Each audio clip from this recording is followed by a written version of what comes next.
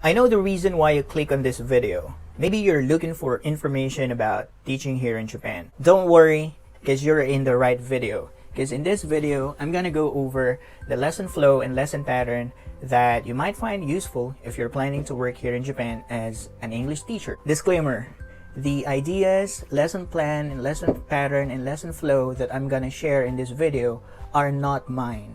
Alright, so all these ideas are coming from individuals, companies, and the government, Japanese government itself. So I guarantee that everything that I'm gonna share here are proven, tested, and effective because we've been using this in the Japanese classrooms. So without getting any further, my name is Dari and I've been working for Japanese public schools for almost 2 years now as an ALT or assistant language teacher.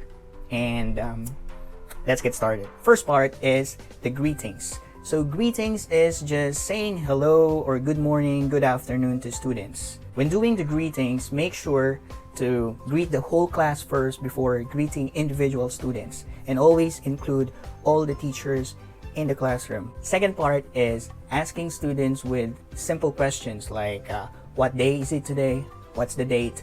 How's the weather? What time is it? And some random simple questions to the students. So that's the second part of the lesson flow. Moving on to the third part, the warm-up. Warm-up is very important when teaching the kids here in Japan. So we do warm up to entice the student, to let them engage into the activities. Always remember that if you're doing the warm-up, it has to be fun and engaging, and the instructions should be easy to follow. The fourth part is the presentation. So this is the part of the lesson wherein we're going to introduce to students the lesson for the day.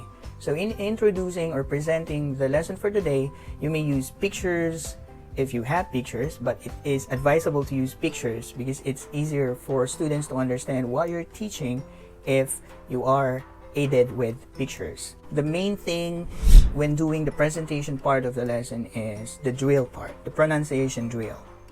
So you can use pictures, and another effective way is to use your gestures to convey your meaning or your ideas. So that's the fourth part of the lesson flow, presentation. The fifth part is teaching the students the target answer. So let's say that the lesson for today is about food.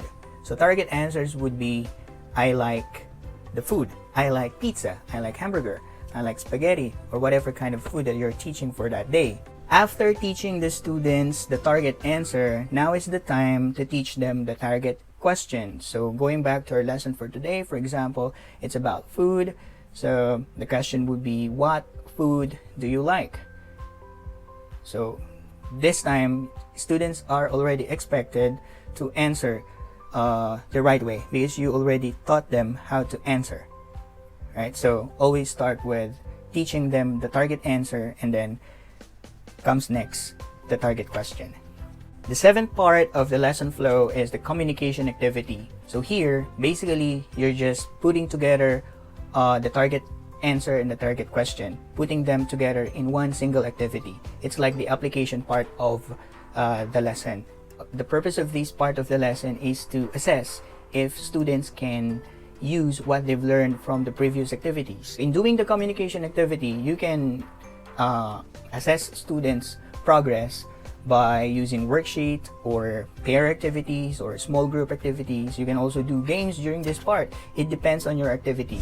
The main thing is you try to let them apply what they've learned from the previous activities, and that's basically putting together what they learned from answering the question and asking the question. The ninth part of the lesson flow is the cool down activity. So here it's like warm-up activity, but usually what I do is to ask random students the target question and target answer using Janken. So Janken, or rock, scissors, papers, is very popular here in Japan. What I usually do during cool down activities is I tap random students and I ask for a Janken battle, asking them the target question for the day and the target answer. So it's like a simple mini game before ending the class. So cool down activity.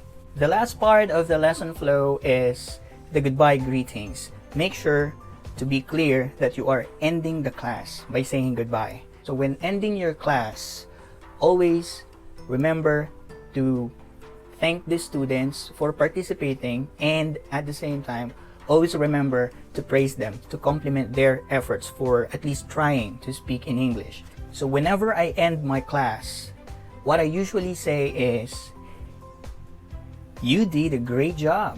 That's all for now, and I'll see you next time. Goodbye. So as simple as that. After giving your goodbye greetings, expect the students to be running towards you asking for high five or fist bumps. That's quite normal here in Japan. So there you have it. These are the lesson plans, lesson patterns, and lesson flows that we've been using in teaching English at Japanese elementary schools. I hope that through this video, I could help you prepare yourself before you take your first step into the Japanese classroom. Now, if you liked or if you enjoyed watching this video, please don't forget to hit that like button. If you have questions about working as an ALT here in Japan, please feel free to comment them down below, and I'll try my best to answer all your questions. Or I might make another video about your questions.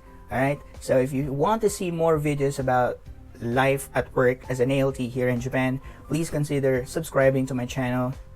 And yeah, I'll see you on the next one. Thanks for watching.